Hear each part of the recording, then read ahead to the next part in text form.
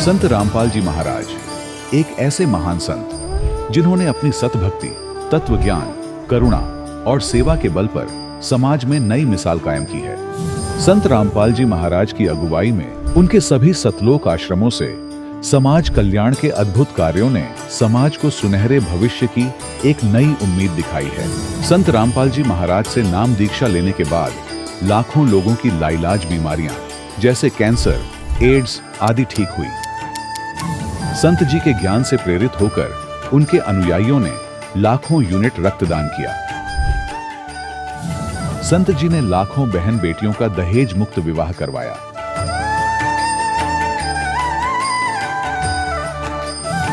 संत जी ने लाखों लोगों का नशा छुड़वाया, करोड़ों उजड़े परिवार बसे। संत जी के आश्रमों में समागम के दौरान निःशुल्क नेत्र चिकित्सा, दंत चिकित्सा प्रदान की जाती है। संत रामपाल जी महाराज द्वारा समय समय पर पर्यावरण संरक्षण के उद्देश्य से बड़े स्तर पर वृक्षारोपण किया जाता है। संत जी ने जरूरतमंदों को तत्काल राहत पहुंचाने के लिए एम्बुलेंस सेवा शुरू की। संत जी अपने अनुयायियों को देहदान के लिए प्रेरित करते हैं, जिससे मानवता की सेवा और चिकित्सा क्षेत्र में सुधार हो सके। संत रामपाल जी महाराज के सभी आश्रमों में हर रोज निःशुल्क भंडारा आयोजित किया जाता है, जहां हर वर्ग, हर जाति और हर धर्म के लोग एक साथ बैठकर भोजन करते हैं।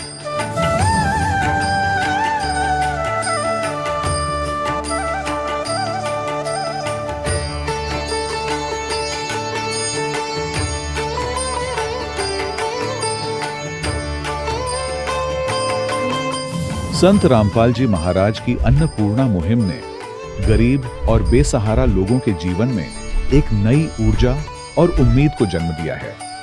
घर घर खाद्य सामग्री और जरूरी मदद पहुंचाकर संत रामपाल जी महाराज ने लोगों को दुख और मजबूरी से लड़ने की ताकत प्रदान की है।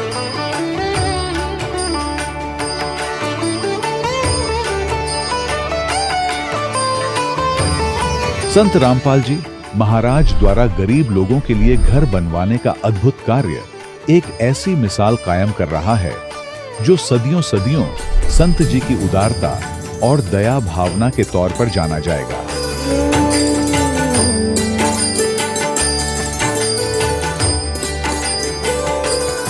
संत रामपाल जी महाराज के आश्रम में हजारों बुजुर्गों को सम्मान और प्यार के साथ जीवन जीने का अवसर मिलता है।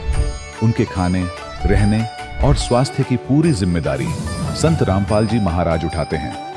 अनाथ बच्चों के लिए संत रामपाल जी महाराज के सभी आश्रम किसी वरदान से कम नहीं। यहाँ उन्हें शिक्षा, संस्कार और भविष्य के लिए बेहतर अवसर प्रदान किए जाते हैं। चाहे बाढ़ हो, भूकंप या महामारी, संत रामपाल जी महाराज और उनके अनुयायी हमेशा ही जरूरतमंदों के लिए सबसे आगे खड़े रहते हैं। कोविड महामारी के दौरान संत रामपाल जी महाराज के आश्रमों से करोड़ों लोगों के लिए भोजन, दवाइयां और जीवन रक्षक सामग्रियां उपलब्ध कराई गई। चाहे गरीब की मदद हो या किसी शोषित और पीड़ित वर्ग के हक और सम्मान की लड़ाई, संत रामपाल जी महाराज ने हमेशा ही उनकी दबी आवाज को सरकारों तक पहुंचाया है और उन्हें उचित न्याय दिलवाने में अहम भूमिका अदा की है। समाज में आध्यात्मिक और सामाजिक मूल्यों के प्रति जागरूकता लाने में संत रामपाल जी महाराज हर कदम पर मानवता के सच्चे सेवक साबित हुए हैं। संत रामपाल जी महाराज का जीवन हमें सिखाता है कि सच्ची सेवा वही है जो निस्वार्थ भाव से की जाए। आइए हम भी इस महान सेवा के कार्य में इस महान संत से जुड़ें और संत रामपाल जी महाराज से नाम दीक्षा लेकर अपने जीवन को धन्य बनाएं।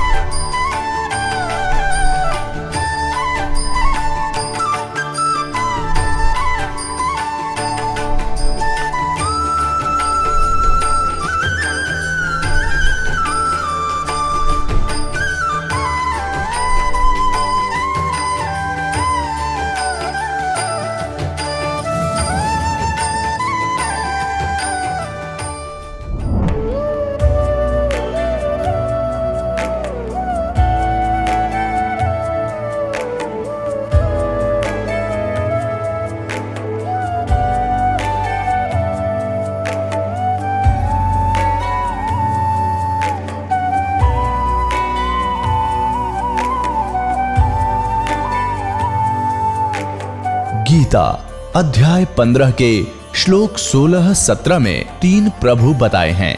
ये 3 प्रभु कौन हैं? किस प्रभु की शरण में जाने के पश्चात जन्म और मरण समाप्त हो सकता है? 3 प्रभुओं में सबसे उत्तम परमात्मा कौन है? कैसा है? उसका क्या नाम है? इन सभी गूढ़ रहस्यों को जानने के लिए अवश्य सुनिए जगत गुरु तत्वदर्शी संत रामपाल जी महाराज के अमृत वचन। सत साहिब दर्शकों, कलयुगी दौर में हर प्राणी दुखी है, कोई मानसिक, कोई शारीरिक तो कोई आर्थिक रूप से। उन्हीं में से एक थी अहमदाबाद गुजरात की रहने वाली मानसी राजपूत जी। इनके परिवार में परंपरागत साधनाएं चल रही थीं। उन साधनाओं को करते हुए भी इन्हें कोई लाभ नहीं मिल रहा था। घर में पिताजी तंबाकू का सेवन करते थे, माँ दिल की मरीज थी, दादी को लकवा मार गया था। इसी वजह से मानसी जी शिक्षा ग्रहण नहीं कर पा रही थीं। वह घर में बहुत क्लेश होता था। एक वक्त ऐसा आया जब मानसी जी को पीलिया हो गया, पूरा शरीर पीला पड़ गया। इनके बचने तक की उम्मीद न रही। तब इन्हें मिली तत्वदर्शी संत रामपाल जी महाराज जी की शरण। आप भी आश्चर्यचकित रह जाएंगे कि उसी दिन इनका पीलिया ठीक हो गया। फिर ये अपने परिवार के लिए उदाहरण बन गई। उसके बाद अब ज्ञान समझकर इनके पूरे परिवार ने नाम दीक्षा ले ली है और सर्व लाभ प्राप्त किए हैं। इनकी मां की दिल की समस्या ठीक हुई, पिताजी का नशा छूट गया और मानसी जी की पढ़ाई में भी बदलाव आया और वे अच्छे अंकों से परीक्षा पास कर पा रही हैं। सुनिए पूरी कहानी, कैसे मानसी जी ने दुखों से निजात पाई और इनके जीवन में खुशियों की बौछार आई। जी नमस्कार। नमस्कार। क्या नाम है जी आपका? मानसी राजपूत। कहाँ से आए हैं जी आप? अहमदाबाद गुजरात से। संत रामपाल जी महाराज जी से नाम दीक्षा आपने कब ली? संत रामपाल जी महाराज जी से मैंने 21 नवंबर 2016 को ली। आप गुजरात में रहते हैं, संत रामपाल जी महाराज से कैसे जुड़े? मेरे मामा ने मुझे ज्ञानगंगा पुस्तक दी थी और मेरी तबीयत खराब हो गई थी, सो दैट्स वाई मैंने संत रामपाल जी महाराज जी से नाम दीक्षा ली। सबसे पहले आप ही संत रामपाल जी महाराज से जुड़े थे या आपके परिवार में और भी कोई पहले जुड़ा हुआ था? नहीं, मेरे परिवार में कोई संत रामपाल जी महाराज जी से जुड़ा हुआ नहीं था। मैं और मेरी बहन सबसे पहले जुड़े थे संत रामपाल जी महाराज से। ये अपने आप में हैरान करने वाली बात है कि पूरे परिवार में आपने सबसे पहले नाम दीक्षा ली। क्या किसी ने विरोध नहीं किया?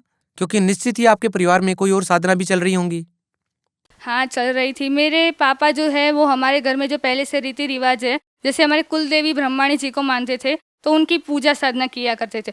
और हमारे जनरल गुरु बनाते हैं ना वो जो घर पे, उनकी पूजा साधना किया करते थे और नाम दक्षिणा देते हैं ना वो भी दिया करते थे। तो उसमें हमारे लाखों पैसे वहाँ ही थे। लेकिन संत रामपाल जी महाराज उन पारंपरिक साधनाओं को करने से मना करते हैं जो शास्त्रों में मना की गई हैं। तो क्या आपके परिवार ने विरोध नहीं किया कि आप संत रामपाल जी महाराज जी से क्यों जुड़ गए हैं? हाँ, विरोध किया था, मेरे पापा ने किया था। मेरे पापा तो संत रामपाल जी महाराज को मतलब ढोंगी बाबा मान रहे थे और संत रामपाल जी महाराज जो भक्ति बताए वो शास्त्रों के अकॉर्डिंग बताते हैं भक्ति। जैसे विष्णु कृष्ण ये सब की जो भक्ति साधना है, उनका जो मूल रूप है ना, उसका वो श्रीमद् भागवत गीता में उसकी सभी डिटेल लिखी हुई है और संत रामपाल जी महाराज उसके अकॉर्डिंग भक्ति बताए। जो हमारे वेदों में जो भक्ति साधना लिखी हुई है उसके अकॉर्डिंग बताते हैं। तो फिर आपके पिताजी संत रामपाल जी महाराज जी को मानते नहीं थे, तो फिर आपने भक्ति स्टार्ट कैसे की? और आपके जो माता पिता हैं क्या वो समझ पाए संत रामपाल जी महाराज जो भक्ति विधि बता रहे हैं वो सही है? ये 1.5 महीने की प्रोसेस है। सबसे पहले मुझे पीलिया हो गया था अहमदाबाद में। हम कई सारे अस्पतालों में घूमे और फीस भी वहाँ बहुत थी और मेरी तबीयत बिगड़ती ही जा रही थी। फिर मेरे मामा ने नाम लिया हुआ है, जैसे मैंने आपको पहले बताया, तो हम वहाँ गए। मेरे मामा ने मुझे अस्पताल में ले गए। अस्पताल में मैं 3 दिन एडमिट रही और उस टाइम दिवाली चल रही थी तो धनतेरस थी।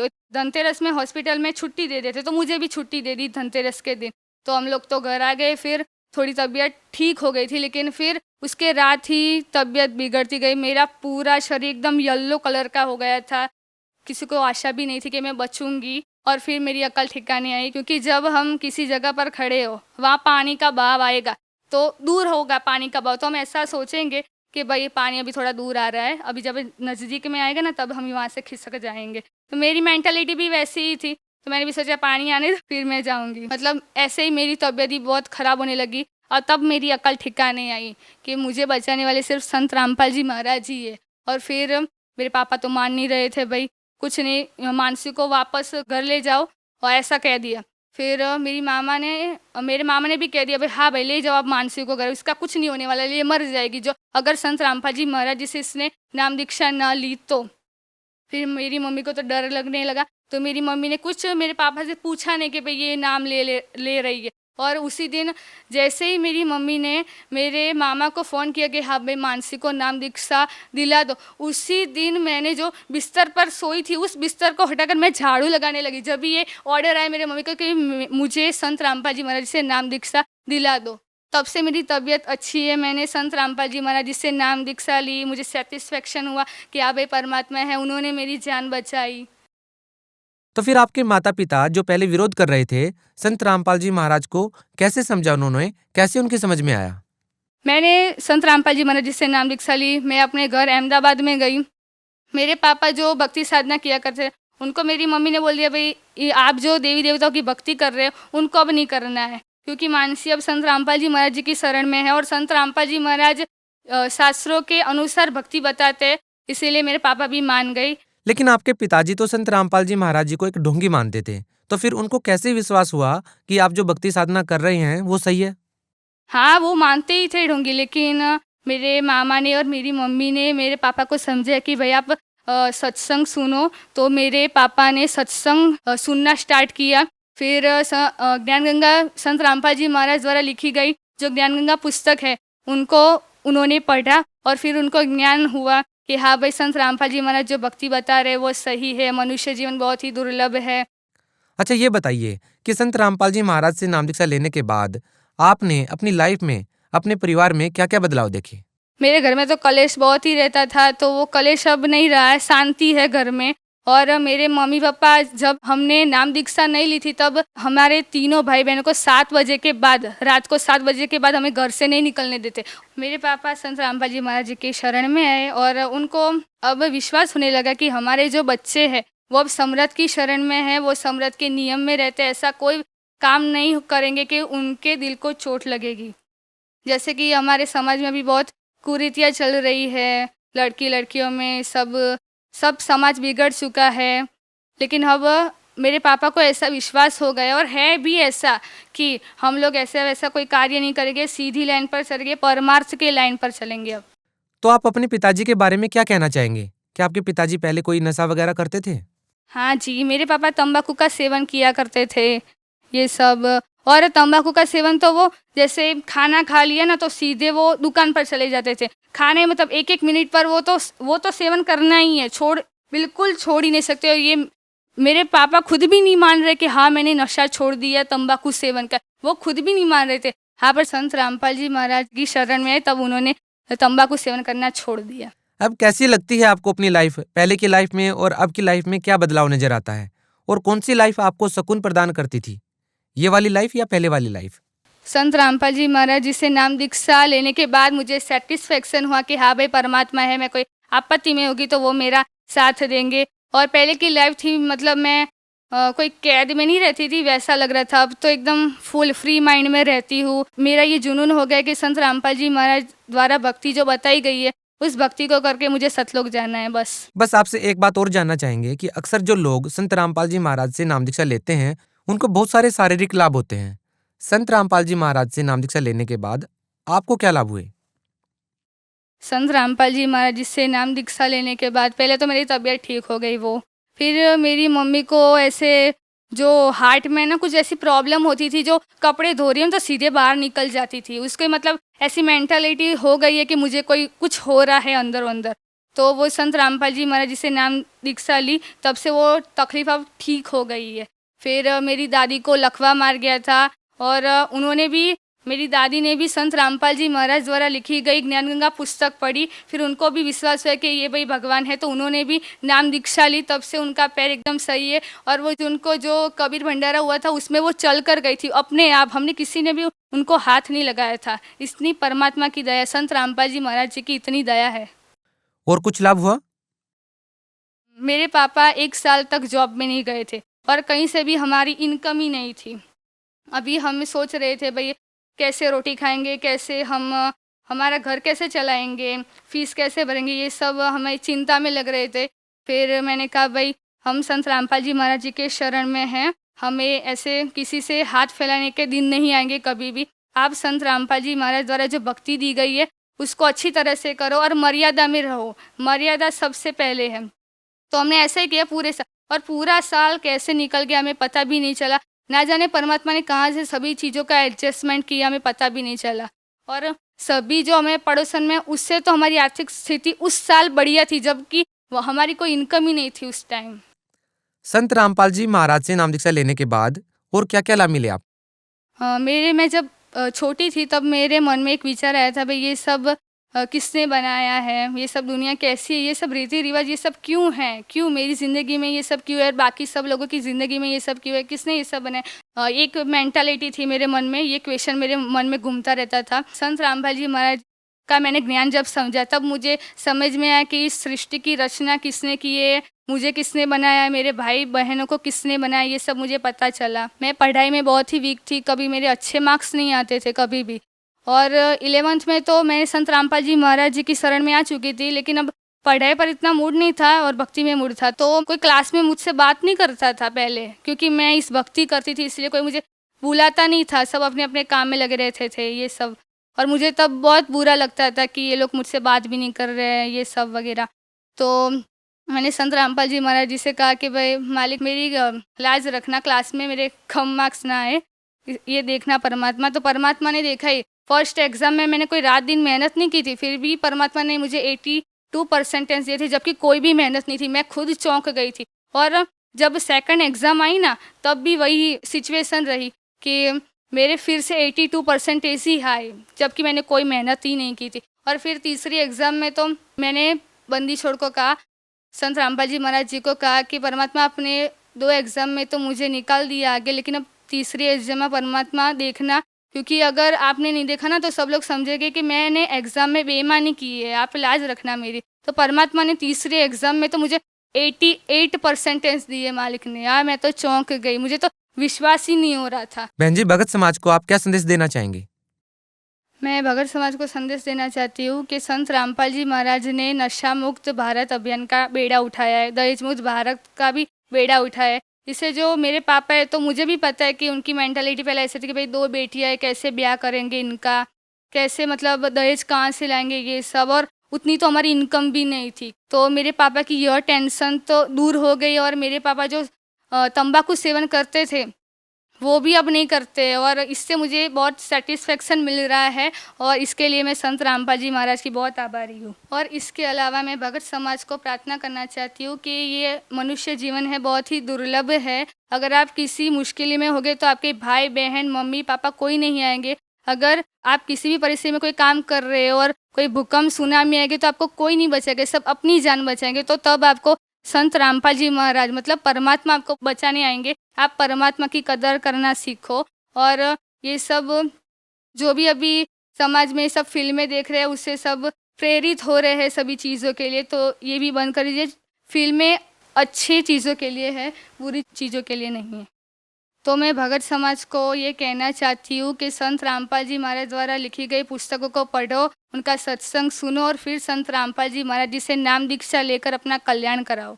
धन्यवाद। सच्चाई। दर्शकों, अभी आपने सुने संत रामपाल जी महाराज से दीक्षा प्राप्त करके सुखी हुए भक्त के अनुभव। अब देखिए जगत गुरु तत्वदर्शी संत रामपाल जी महाराज के मंगल प्रवचन। उन्होंने निज नामों के ऊपर कभी सोचा भी नहीं, देखा देखी जो गुरु ने दे दिया आगे वो देने लगे। ये साधना गलत थी। और माला घाले हुए हैं मुक्ता, 4 माला पैर करने सोचा हो गए पार। सट दल उआ बाई बकदा, उआ बाई बक क्या करते, इनको कोई ज्ञान नहीं था। श्री कृष्ण को सर्वेश्वर महेश्वर ब्रह्मा विष्णु महेश अजरो अमर है, इनके कोई माता पिता नहीं, इसको उआ बाई कहते। अटबट बकवास करते थे ये। माला घाल हुए हैं मुक्ता, ये सट दल उआ बाई बकदा। बैरागी बैराग न जाने, बिन सतगुर नहीं चोट निशाने। ये बैरागी बन गए, घर छोड़ कर चले गए। कहते हैं बैरागी बैराग ना जाने, और बिन सतगुर नहीं चोट निशाने। बिना सतगुर के ये ठीक ठिकाना नहीं मिल सकता, आपको सही ज्ञान वो नहीं प्राप्त हो सकता। 12 बाट बिटम बिलोरी, 60 दर्शन में भक्ति ठगोरी। इन सभी जितने भी अन्य पंथ बने हुए हैं, इनमें सब ठगी की भक्ति है, यथार्थ भक्ति नहीं है, भ्रम भक्ति है। सन्यासी 10 नाम कहावे और शिव शिव करे नसन से जावे, निर्वाणी नी कच्छ निसारा, भूल गए वो ब्रह्म द्वारा। सन्यासी 10 नामी सन्यासी कहते हैं शिव जी के भक्ति और शिव शिव करेंगे और संसार उनका समाप्त नहीं है, और कहते हैं निर्वाणी नी कच्छ निसारा, भूल गए वो ब्रह्म द्वारा।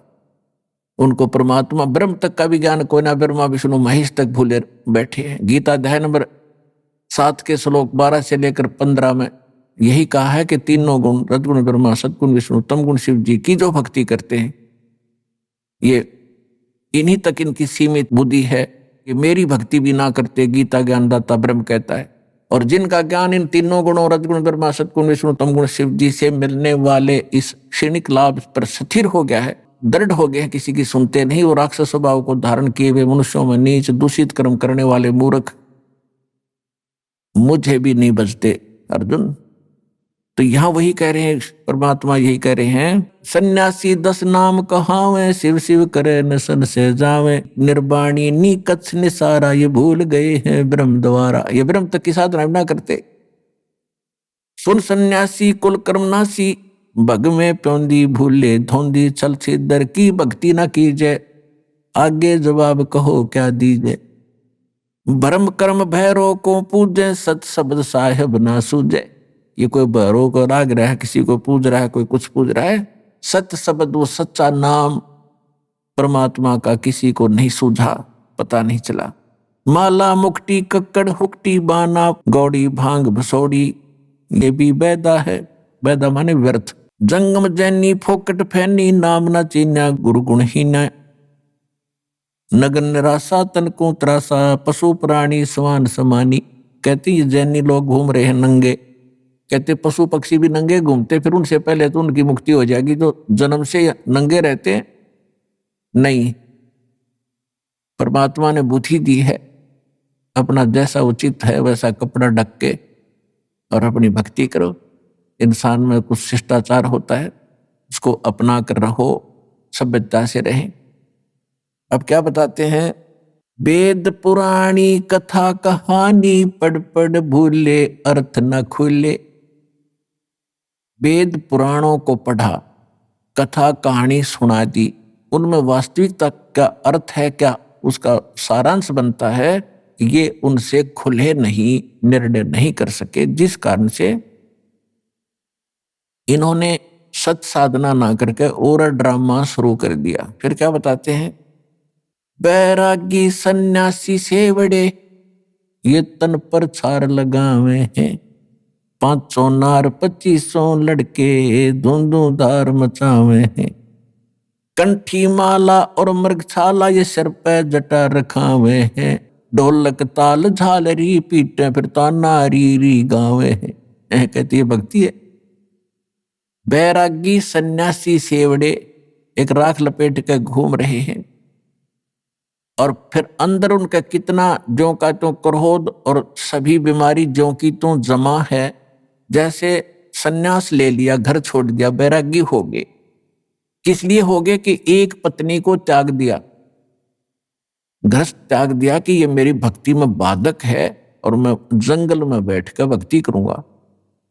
परमात्मा कहते एक नारी त्याग दीनी, ये 5 नारी गैल वे, पाया ना द्वारा मुक्ति का सुखदेव करीब सैल वे। एक औरत को त्याग कर आप जंगल में बैठ गए। परमात्मा कहते हैं आपके अंदर ये 5 नारी और हैं जो भक्ति बाधक हैं, काम क्रोध मोह लोभ अहंकार। इन 5 को त्याग से घर में रह ले। फिर घरवाली नारी इतनी बाधक नहीं है जितनी ये तेरी बीमारी बाधक है जो आपके अंदर जमा है। एक नारी त्याग दीनी, 5 नारी गैल वे, पाया न द्वारा मुक्ति का सुखदेव करीब सैल वे।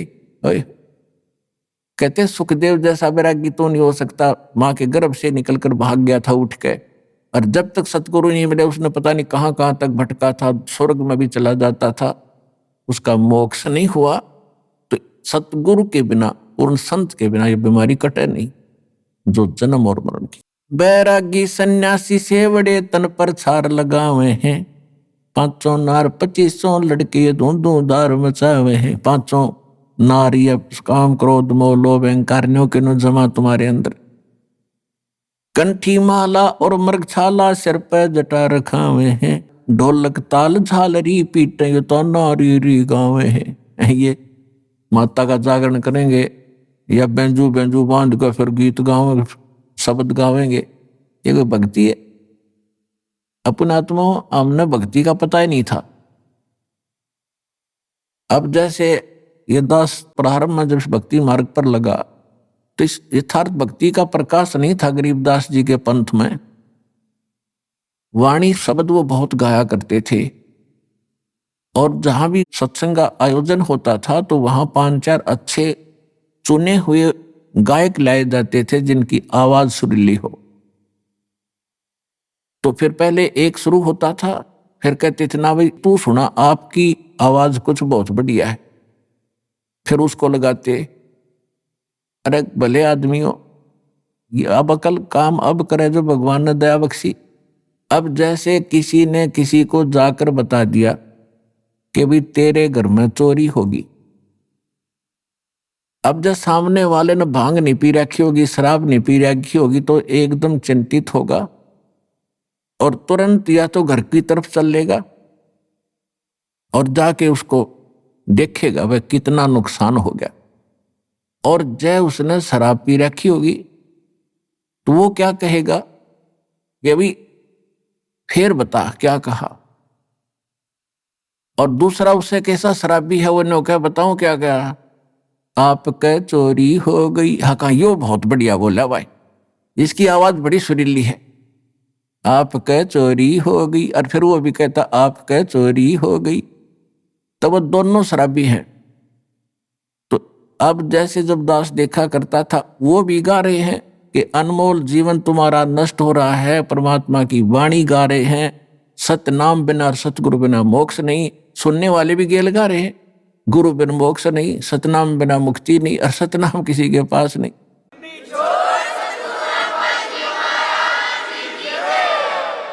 वो तो ऐसे हैं जैसे एक बार किसी ने कोई तोता पकड़ दिया, तोता,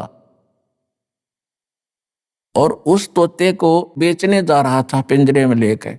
एक भक्त संत साधु मिला, उसने देखा कि ये पक्षी जंगल में घूमने वाला है और ये कैद हो गया। तोते की आयु बहुत लंबी होती है, मनुष्य से भी ज्यादा होती है, और ये सारी उम्र कैद रहेगा, क्यों ना इसको मुक्त करा दूं। उसने तोता बेचने वाले से पूछा भी इसका मूल्य बता, कितने में बेचता। उसने कहा 5 रुपये लूंगा पिंजरे समेत। ले भाई 5 रुपये ले और दे। अब उस तोते को लेकर वो महात्मा घर ले आया अपने कुटिया में, और उससे कहा कि भी तोता तू कैसे फंसा बच्चा। तोते ने बताया जी शिकारी आया था, उसने जंगल में दाने डाल दिए, जाल बिछा रखा था, मैंने दिखा नहीं, मैं लालच में आ गए, वो दाने खाने के लिए आ गया और मैं फंस गया। संत ने कहा कि भाई यदि मैं तुझे छोड़ दूं तो फिर तो ये गलती नहीं करेगा। अगना जी कत्ते नहीं करूं, तो सुन ले, तय भी सुन ले, और आप वहां जाकर सारे तेरे साथियों ने भी बता दिए क्या कि एक मूल मंत्र बताता हूं। अब बताओ भाई, पर दी आवेगा शिकारी, जाल डालेगा, दाने डालेगा, हम दाने नहीं खाएंगे तो फंसेंगे नहीं। बोला जी ठीक है। उसको 10-20 दिन खूब वो रटवा दिया, तोता ठीक बोलने लग गया। जा भाई, जाते ही सब ने सिखा दिया। कहा जी जाते सब ने सिखाऊंगा। अब तोता छोड़ दिया, और साथी रिश्तेदार इकट्ठे हुए भी कैसे बचा कि एक साधु संत ने दया कर दी भाई मेरे पे, और एक मुझे अजब फार्मूला दे दिया, आगे आपा फिर मार खावांगे नहीं। एक ऐसी मूल मंत्र बताया, तुम भी सुन लो। शिकारी आवेगा और दाने डालेगा, जाल बिछावेगा, हम दाने नहीं खाएंगे तो हम फंसेंगे नहीं। कहा भाई, रोज आरती करें वृक्ष पर बैठ के, सारे शाम और दिन में। ये गोट लिया उन्होंने, गायत्री मंत्र बना लिया। एक दिन शिकारी वहां पहुंचा, उसने देखा तोते तो भाई किसी ने शिक्षा दे दी इनको, ये तो बोल रहे हैं कि शिकारी आवेगा, दाने डालेगा, जाल बिछावेगा, हम खाओगे नहीं तो हम फंसेंगे नहीं। उसने सोचा यहाँ कोई फायदा नहीं मेरा आने का, चल दूसरे साइड में जाता हूं। फिर भी सोचा चल इतनी दूर आया हूं, कोई एकादा ना समझ फंस भी सकता है, इतना रोटी राटी खाऊं, इतना जाल बिछा के देख लेता। उसने दाने डालकर जाल बिछा कर बैठ गया एकलो वृक्ष के नीचे। इतने में जब वो देखा उन तोतों ने अच्छे पड़े हैं मोटे मोटे दाने खाने के, तो सबसे पहले वो आया जो उन्हें शिक्षा दी था, अब भूख लग रही है, चलो भाई आ गया माल, और फटाफट वहां पहुंच गए। और सारे देखा देखी उसके चेले भी उसके अंदर जाल में। उस शिकारी ने सोचा है तो मुंह रखे बांडे बांडे थे, न ज्ञान कुछ नहीं, उन्हें पकड़ के जाल खींच ली सारे जाल के अंदर। अब जाल में बंद हो रहे हैं तब भी वो यही गीत गा रहे हैं, पर दिया होगा, जाल डालेगा, हम दाने नहीं खाओगे तो हम फंसेंगे नहीं।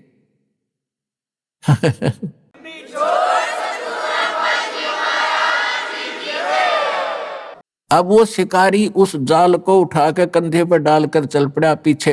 वो अब सारे तोते पीछे फिर भी यही गीत गा रहे हैं, शिकारी आवेगा, जाल डालेगा और दाने डालेंगे, दाने नहीं खाएंगे तुम फंसेंगे नहीं। अब उधर से वो रास्ते में शिकारी को वो गुरु फिर मिल गया, वो संत। उसने देखा ये गायत्री मंत्र तो मेरा पढ़ रहे हैं, ये कुकर चक्कर पड़ा भाई सारा। उसने देखा को हो ये तो गांव गांव थे। अब उस संत ने ऐसे ताली बजाई, क्योंकि जब वो तोता घना बोला करता, जब वो पकड़ रखा था पिंजरे में और उसको सिखाया करता था, वो डटा नहीं डटा था। जब उसने ताली बजाकर वो क्या करता वो गुरुजी, तो उसने वो ताली ऐसे थैली बजाई। उसने देखा वो कोड वर्ड, अगे तो गुरुजी खड़े हैं। उसने देखा सचमुच, तो गुरुजी ने कहा ऐसे संकेत किया कि ऐसे कर लो, मुर्दे जैसा स्वरूप बना लो। तो उस तोते ने आंखें पलट ली, जैसे मर गया। तो चेले भी देखा करे थे जैसे वो करे, तो सारा ने ऐसे कर लिया। अब शिकारी ने सोचा है तो सारे मर गए भाई, तो उसने सारे पटक दिए उड़े, भाई क्यों बोझ मरता जाऊं इतनी दूरी, तो सारे इनकी आंखें पलट गई। शिकारी चला गया। जब गुरुजी आए, निकम्यो ये बातें कहने सुन की नहीं, ये कर पाड़न की है। तो पुण्यात्माओं दास भेजा आपको संकेत बता रहा है कि गीत गान के नहीं, यू काम करने का है।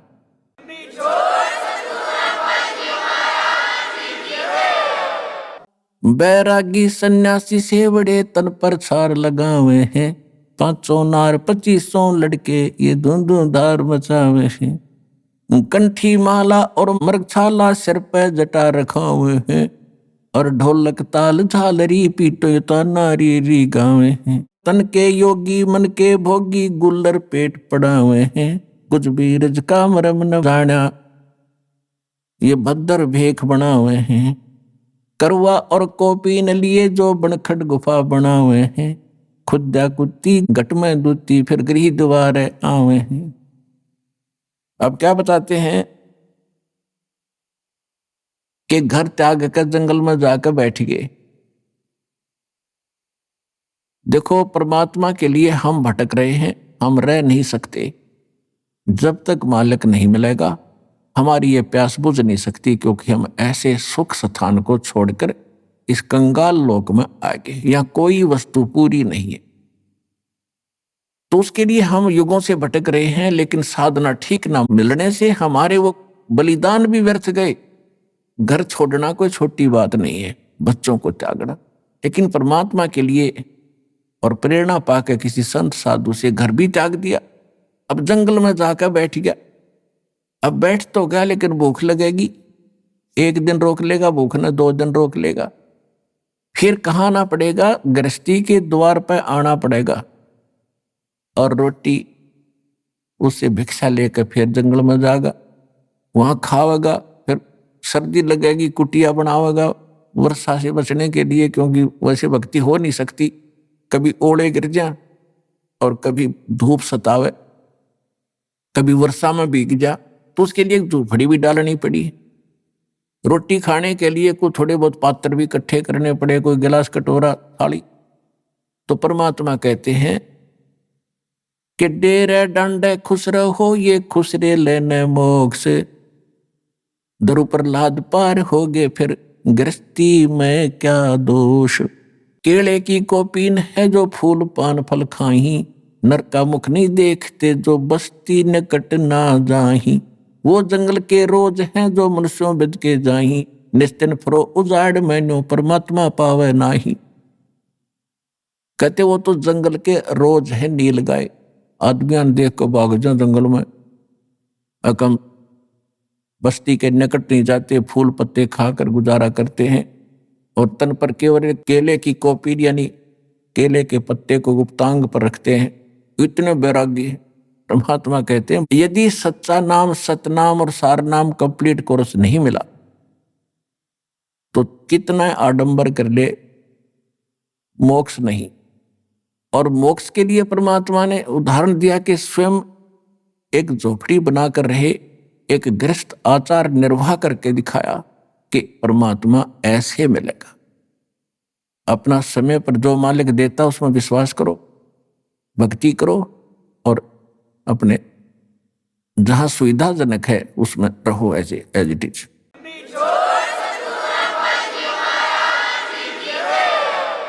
अब इन बाहर जाने के बाद आप देखते हो इनमें भांग पीण की बीमारी लग गए साधु संतों में।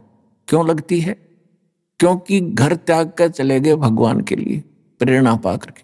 अब जो गुरुजी हैं उनको मालूम है कि नया नया आया है, महीने 2 महीने में इसको घर की याद सतावेगी, इसलिए उसको आदी कर देते हैं सुल्फा पैण की, भांग पैण का, कि यू यहाँ पड़ा रहेगा तेरे पास ना, तू भाग ना जा।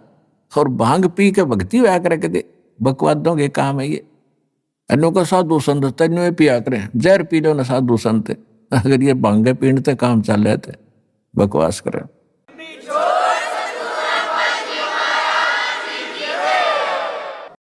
अपरमात्मा से प्राप्त ज्ञान को कैसे बताते हैं? मत दे दी है बाल में बैरे नू, मत दे दिए बाल में बैरे नू, मत दे दी है बाल में बैरे नू, मत दे दिए बाल में बैरे नू। अब ये आत्मा रो रही है, गरीबदास साहिब जी उसको कैसे चित्रार्थ कर रहे हैं।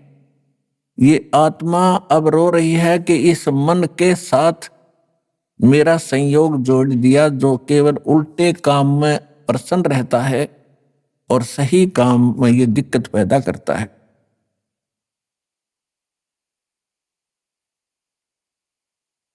अब जैसे आप फिल्म देखते थे, पहले तक नहीं देखते, फिल्म देखते थे तो 3-3 घंटे तक बैठे रहने आंख पाड़े, और पहले VCR लाकर 3-3 फिल्म 9-9 घंटे सारी सारी रात देखे जाते।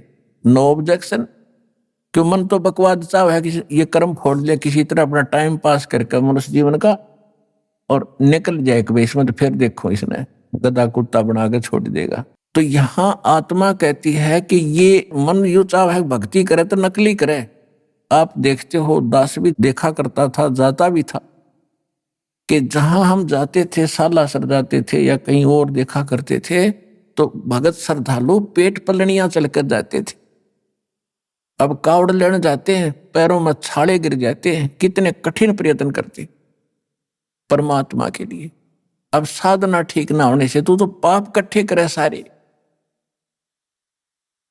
और अब इसको सत भक्ति जब मिलती है तो एक मंत्र की माला करण में इसका मन कट्टा है, मन का न सोचा फिर देखूंगा फिर देखूंगा, और वो डले डोन में कती ना नो क्या फिर जाऊंगा। तो उल्टे काम इस पर कितने करवा लो, अच्छे काम में यो उल्टा चले। सत साधना जब इसको मिलती है तो आनाकानी करता है। अब पहले आपको जो ज्ञान प्राप्त था, कोई सोमवार का व्रत रखता था और उसको कोई कह दे कि शुक्रवार का बहुत बढ़िया व्रत, तो वो भी साथ कर लेता शुरू। और अब कोई ये कहे कि ये सब बकवाद छोड़ दो, देखो ये प्रमाण गीता वेद पुराणों में और परमात्मा के बताए ज्ञान में, और ये साधना कर रहे। नो नो नो नो, ये थोड़ा वाक रहे। तुरंत नाट जाएगा, दूसरी बात सुनता नहीं। तो क्या कहते हैं, मैं तो दे दी है बाल में बैरे नू, मैं तो दे दिए बाल में बैरे नू। आत्मा कह रही है कि मैं तो इस मन के साथ जोड़ दी, और मन काल है, काल का एजेंट है, और आत्मा परमात्मा का अंश है। संसारी दी गल्ला चिन्ह, ये नहीं बुझे शब्द जो गहरे नू। संसारी दी गल्ला चिन्ह, नहीं बुझे शब्द जो गहरे नू। मुर्दों से ती प्रीत लगावे न जाने सतगुरु मेरे नू। मैं तो दे दी है बाल में बैरे नू, मैं तो दे दिए बाल में बैरे नू। श्वेत छतर सिर मुकुट बिराजे, देखत ना उस चेहरे नू। गरीबदास जी कह रहे हैं, मैं देख रहा हूं भगवान को, सिर पर मुकुट है, श्वेत छत्र है दाता के ऊपर। श्वेत छतर सिर मुकुट विराजे, देखत ना उस चेहरे नू। ऊंची थड़ियां ये खेती बोवे, भूल गए निज डेरे नू। ऊंची थड़ियां खेती बोवे, ये भूल गए निज डेरे नू। मैं तो दे दी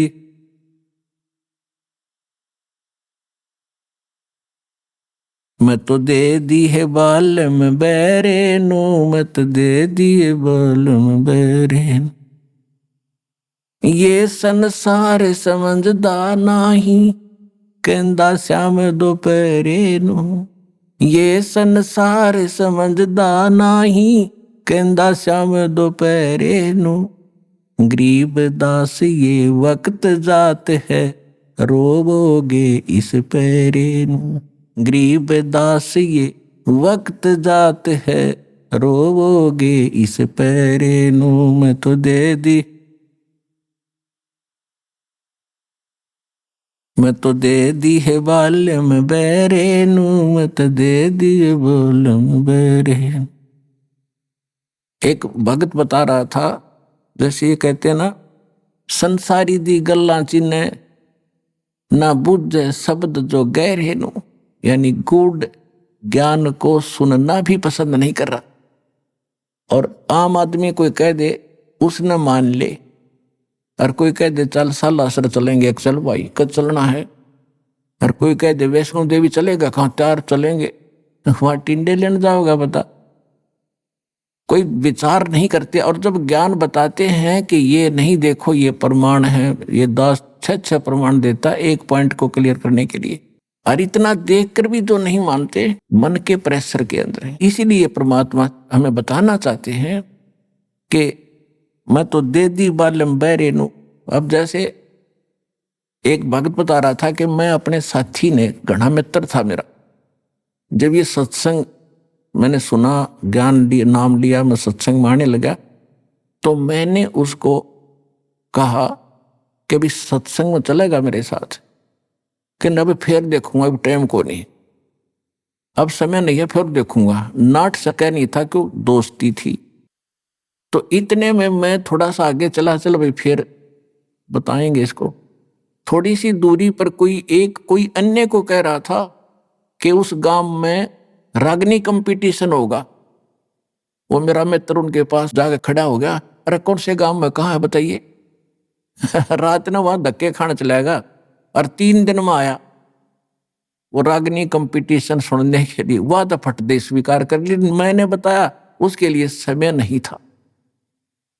एक भगत था, और उसने फिर अपने मित्र को समझाना, ये प्रत्येक की कर्तव्य बनता है कि मैं अपने मित्र को, तो मेरी बात को सुन सकता उसको समझाऊं।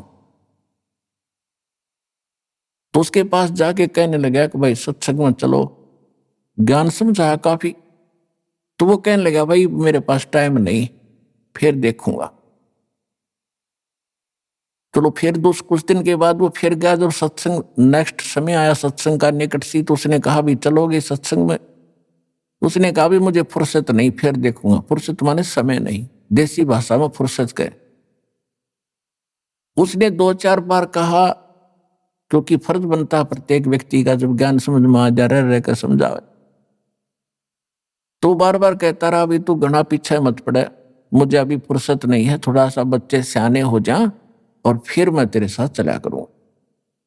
अब कुछ दिनों के बाद उसकी हार्ट अटैक से मृत्यु होगी। मित्र था, उस शोक में गया, उसका जो अर्थी लेकर अंतिम संस्कार करने के लिए जा रहे थे।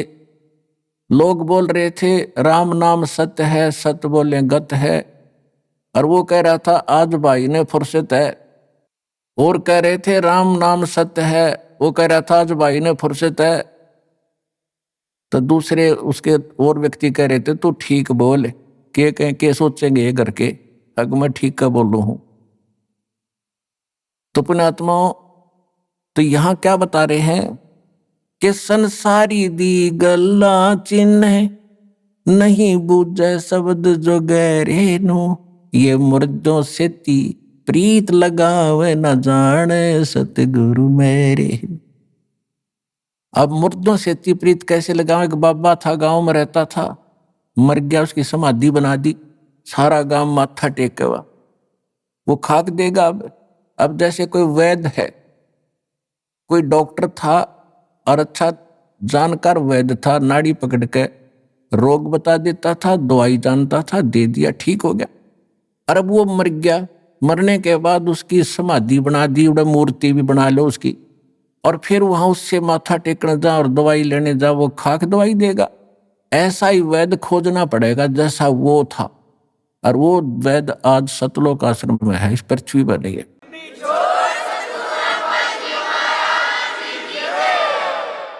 अब क्या बताते हैं? श्वेत छतर सिर मुकुट विराज, देखत ना उस चेहरे नु। श्वेत छतर सिर मुकुट विराज, देखत ना उस चेहरे नु। ये ऊंची थड़ियां खेती बोवे, भूल गए नज डेरे। अभी आपने सुने संत रामपाल जी महाराज के मंगल प्रवचन। आइए अब सुनते हैं संत रामपाल जी महाराज से नाम दीक्षा लेकर सतभक्ति करके अद्भुत लाभ प्राप्त करने वाले अनुयायी के विचार। मौजूदा समय में भारत में अनेकों धर्म गुरु हैं, परंतु इस भीड़ में यह चयन करना कि सच्चा सद्गुरु कौन है, यह कठिन है। लाखों धर्म गुरुओं की भीड़ में एक सच्चे संत की तलाश में निकले थे भंवरलाल जी। सच्चे संत की खोज करते करते ये इतना थक चुके थे कि इनका तो मानो जैसे गुरुओं पे से विश्वास उठ ही गया हो।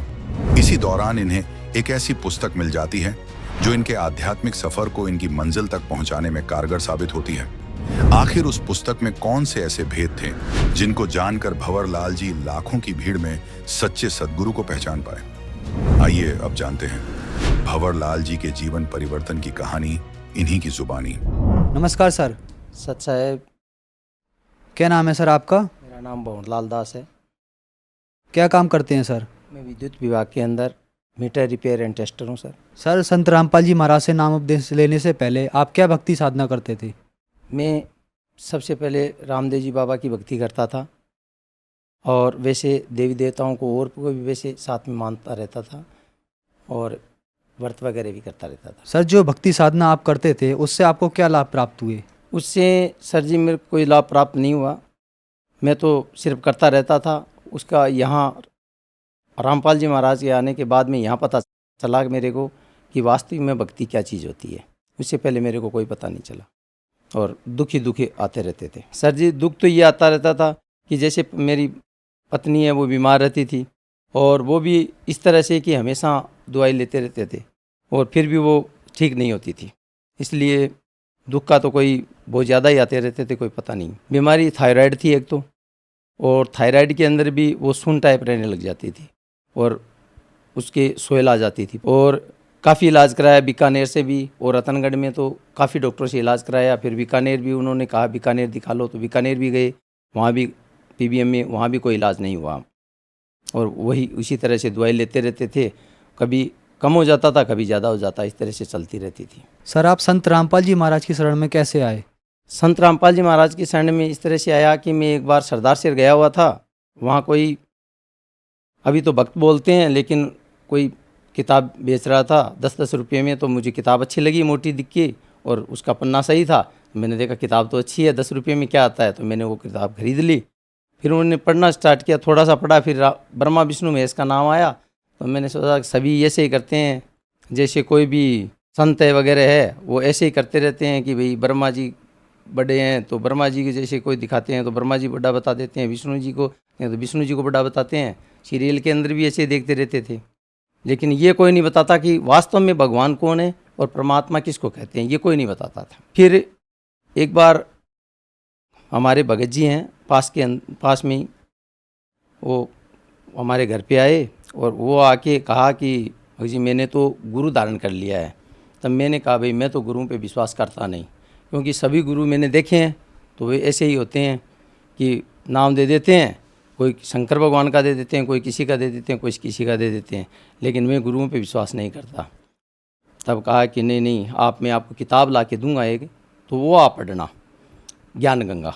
जब ज्ञान गंगा का नाम लिया उन्होंने तो मेरे वो 1.5 साल 2 साल पीछे जो किताब ली थी ज्ञान गंगा, वो याद आ गई कि मेरे ये पास पढ़ी है वो किताब। तो तब कहा कि ये हो ही नहीं सकता। जब मैंने किताब उनको ला के दी, वो एकदम मिल गई, एकदम ठाई जैसे कोई रखी हुई हो वैसे मिल गई। तो मैंने वो किताब उनके ला के दी, तो कि किताब तो यही है, तो आपने पढ़ी क्या? मैंने ये किताब पढ़ी तो नहीं, ये मेरे कहने से एक बार पढ़ो। तो मैंने वो किताब पढ़ी। पढ़ने में सर जी एकदम से मैं चकित हो गया। वास्तव में प्रमाण सहित उन्होंने दिया हुआ था, सभी गीता वेद वगैरह जो भी थे प्रमाण सहित थे। मैंने उनको फ़ोन लगाया कि अब कब जाओगे आप? कि अब तो 1 महीने बाद जाऊंगा, क्योंकि 1 महीने बाद में हाजिरी लगेगी। फिर मैं उनको लेके वो गए, उस टाइम मैं उनके साथ गया, मैंने नाम दीक्षा ली। नाम दीक्षा लेने के बाद में वहाँ पे गुरुजी से मैंने आशीर्वाद दिया, रामपाल जी महाराज से। तो मेरा शरीर ऐसे हो गया जैसे एकदम हल्का फुल्का। पहले ऐसे लगता था जैसे कोई एकदम से वजन हो शरीर के ऊपर, वो नहीं रहा, एकदम से हल्का फुल्का हो गया। मेरा और मेरी पत्नी दोनों का ही इस तरह से हो गया। मैंने वास्तव में अपने सही जगह आए हैं और वास्तव में भक्ति यही है। इसलिए इस तरह से मैं रामपाल जी महाराज की शरण में आया। सर, संत रामपाल जी महाराज की शरण में आने के बाद आपको क्या लाभ प्राप्त हुए? संत रामपाल जी महाराज की शरण में आने के बाद सबसे पहले ये लाभ प्राप्त हुआ कि मेरी पत्नी है जो बीमार रहती थी काफ़ी, और उनके थायराइड थी, और थायराइड भी स्टेप ज़्यादा था उनका, जो दवाई काफ़ी लेनी पड़ती थी, 150 mg की वो दवाई लेनी पड़ती थी। तो उन्होंने मतलब वहाँ जाने के बाद में डॉक्टर ने दिखाया, तो उन्होंने कहा भैया कि ये तो दवाई ज़िंदगी भर लेनी पड़ेगी आपको। मैंने कहा ठीक है भाई, लेनी पड़ेगी तो अब इलाज भी क्या है। पर रामपाल जी महाराज की शरण में जाने के बाद में फिर दिखाया तो उनको वो जितनी थी वो तो 50 mg के लगभग आ गई। धीरे धीरे वो कम होती चली गई। आज भी वो टेबलेट लेती है लेकिन एकदम कम है, वो 25 mg की इस तरह से लेती है। इसलिए वो कोई ज़्यादा दिक्कत नहीं है, ना सोहलाती उनके, और वो संत रामपाल जी महाराज की दया से अब ठीक है मतलब। और एक उनके क्या है कि परिवार के अंदर ऐसा ही रोग है कि जैसे पहले तो वो सुन टाइप हो जाते हैं, उसके बाद में यादाश्त धीरे धीरे भूल जाते हैं, और यादाश्त भूलने के बाद वो क्या है कि धीरे धीरे वो चलना फिरना भी बंद हो जाता है और पलंग के ऊपर आ जाते हैं। वो पलंग के ऊपर आने के बाद में वो क्या है कि इसमें ये स्थिति हो जाती है कि वो किसी को पहचानते भी नहीं, और लास्ट के अंदर वो ख़त्म हो जाते हैं। वो स्थिति मेरी पत्नी को होने लग गई थी, मतलब धीरे धीरे वो होने लग गई थी पहले। तो वो अब लगभग एकदम सही है करीबन, मतलब वो यादाश्त भी है, कोई दिक्कत नहीं है, काम भी करती है। पहले वो काम वगैरह भी वो भूल जाती थी, यहाँ कोई चीज़ रख दी वो सब भूल जाती थी, अब नहीं भूलती, वो सही है। और बताना चाहूँगा मैं एक बार सरदार शहर से आ रहा था और आने घी लेके आया था, और रात को सो गया, और जहाँ मैंने पूजा की करता था रामदेव जी बाबा की, वहाँ मैंने रख दिया। रखने के बाद में सुबह 4 बजे मैंने सो के और वापस 4 बजे उठता हूँ मैं, उठने के बाद में वापस हुआ तो मेरे को एक ऐसा मतलब ऊपर चढ़ता है जैसे कोई बच्चा ऊपर चढ़ता है वैसे चढ़ा, और मेरे को एकदम दबा लिया, मतलब वज़न रख जैसे वज़न एकदम से डाल दिया हो। उससे मैं क्या है कि एकदम से घबरा गया, मैं कारण क्या हुआ, ऐसे ही हो गया होगा अपन। फिर वही दूसरे दिन भी वही हालत रही, इस तरह से मैं परेशान हो गया, हमको ये करें क्या। तो मैंने काफ़ी 20-25 हज़ार रुपये 30 हज़ार रुपये लगा दिए सर जी, लेकिन वो सही नहीं हुआ। रामपाल जी महाराज की शरण में जाने के बाद में जिस दिन मैंने नाम लिया उस दिन से एकदम ख़त्म हो गया वो, और आज तक कोई दिक्कत नहीं हुई। मैंने एक दिन ऐसे भी सोच लिया कि हो सकता है ऐसे ही हो गया हो, तो वही स्थिति, नाम खंडित हो गया था मेरा, तो वापस हुई। तो वापस होने के बाद में मैं जैसे ही नाम सुमरण किया, जैसे किसी रजाई को भगा देते हैं इस तरह से वो एकदम हट गया। ये जो भूत प्रेत की समस्या थी वो पहले मेरे साथ थी, उसके बाद में मेरे बच्ची के साथ होने लग गई थी। जो मेरी बच्ची भी साथ आई है, आप उन्हीं से पूछिए। क्या नाम है बहन जी आपका? मेरा नाम मनीषा है। जैसा कि आपके पापा ने बताया आपको भूत प्रेत की समस्या थी, आप उसके बारे में क्या कहना चाहेंगी? सर जी, वो क्या हुआ कि मेरे पापा जैसे ना संत रामपाल जी महाराज का नाम लिया ना, तो इनको तो दबाना उन्होंने भूत प्रेत ने बंद कर दिया, लेकिन उसी दिन से मेरे को ना दबाना भूत प्रेत ने स्टार्ट कर दिया था। तो मैं इतनी तंग आ गई थी, तो 1 महीने तक मैं बहुत, मतलब मेरे को नींद भी नहीं आती थी। मैं पूरी रात मतलब सोती, जैसे ही सोती मेरे को दबा लेते थे। तो मेरे पापा ने, मेरी मम्मी है ना, स्टार्टिंग में तो मेरी मम्मी ने मेरे को ज्योतराम जी इनसे दिखवाया मेरे को, है ना। किसी ने बोला कि पीछे प्रेत है, पीछे ये है, इसका खून चूसते हैं, लेकिन बाद में धीरे धीरे मतलब ये बढ़ता ही गया मेरे साथ। फिर बाद में पापा ने है ना संत रामपाल जी महाराज से नाम दीक्षा ली, तो इनका दबना बंद हो गया। लेकिन जैसे ही मैंने नाम दीक्षा ली ना, तो उसी दिन से भगत जी मेरा दबना ये सब बंद हो गया। अपना शरीर पूरा ऐसे हल्का फुल्का लगने लगा, और उस दिन के बाद में अगर मैं उनकी बात भी करूँ ना, तो मेरे कोई फ़र्क नहीं पड़ता, और मेरे को उसके बाद में कोई भूत प्रेत की कोई शिकायत नहीं है, और सब अच्छा है मेरे साथ। और एक चमत्कार मेरे साथ सर जी ये भी हुआ कि मैं ITI में मैं जब स्टडी करती थी, तो मेरे सर ने बोला था कि तू फेल हो जाएगी, मेरी क्लास में रहेगी तब भी पास होगी। लेकिन मैंने क्लास भी चेंज की, और संत रामपाल जी महाराज का मैंने नाम दीक्षा ले रखी, तो मेरे को पूरा विश्वास था इन पर। तो मैंने जैसे ही मतलब पेपर दिया, तो मैंने 19 क्वेश्चन किए थे ओनली। तो मैंने पेपर दे के बाहर आई, तो मैंने सोचा कि मैंने सही किए हैं। फिर मैंने सर से पूछा मैं कि सर कितने क्वेश्चन से मतलब मैं पास हो सकती हूँ? तो सर ने बोला कि 20 तो आपको एकदम एक्यूरेट सही करने हैं, और उसके बाद ऊपर करो तो वो आपके सही होने चाहिए, नहीं तो माइनस मार्किंग में कट जाएगी। और उस टाइम सर जी मेरे मतलब 1/3 माइनस मार्किंग और 1 क्वेश्चन 3 नंबर का था। तो मैंने सर को पेपर दिखाया, तो सर ने बोला कि ये इतने कि कौन कौन से कैसे कैसे किए। तो 19 में से मेरे 5 तो सर ने गलत बता दिए। अब मेरे को ये हुआ कि मैं क्या करूँ, क्योंकि मैं ये तो गलत बता रहे हैं, और मैंने क्वेश्चन 19 किया और 20 में मैं पास हो रही हूँ। तो उसके बाद में सर जी मैंने ये सोच लिया था कि मुझे नहीं पता, संत रामपाल महाराज से मैंने अरदास लगाई। तो मैंने उसी दिन ये बात छोड़ दी थी कि मेरे को कुछ नहीं सोचना, मैं पास आऊँ फेल आऊँ वो देखा जाएगा। तो मैंने संत रामपाल जी महाराज पे विश्वास किया, और आज मैं पास हूँ, और मेरे 30 क्वेश्चन सही हैं, जबकि मैंने 19 क्वेश्चन ही किए थे, लेकिन आज मेरे 30 क्वेश्चन पूरे सही हैं। लेकिन मैंने मार्कशीट 15 दिन पहले लेके आई हूँ, उसमें मेरे 30 क्वेश्चन सही हैं, और मेरे 90 नंबर आए हैं। तो ये चमत्कार मेरे साथ बहुत बड़ा हुआ। सर, जैसा कि आपने बताया कि आपने संत रामपाल जी महाराज से नाम उपदेश लिया, तो आपको बहुत लाभ प्राप्त हुए। सर, जो दर्शक आपको देख रहे हैं उनको आप क्या संदेश देना चाहते हैं?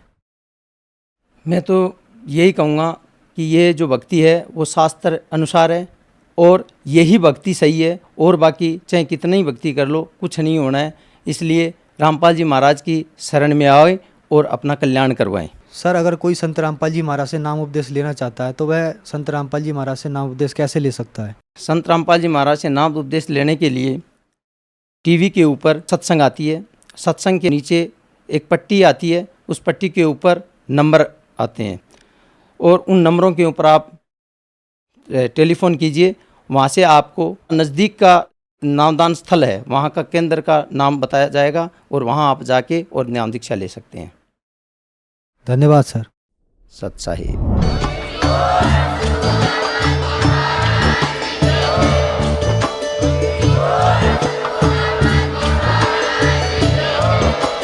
आप सुन रहे थे जगत गुरु तत्वदर्शी संत रामपाल जी महाराज जी के मंगल प्रवचन। अधिक जानकारी के लिए विजिट कीजिए हमारी वेबसाइट www.jagatgururampalji.org। संत रामपाल जी महाराज जी के शुभ आशीर्वाद से पूरे विश्व भर में 500 से भी ज्यादा नाम दीक्षा केंद्र हैं, जिन पर संत रामपाल जी महाराज जी द्वारा ऑनलाइन निशुल्क नाम दीक्षा दी जा रही है। अपने नजदीकी नाम दीक्षा केंद्र का पता करने के लिए संपर्क करें 8222880541।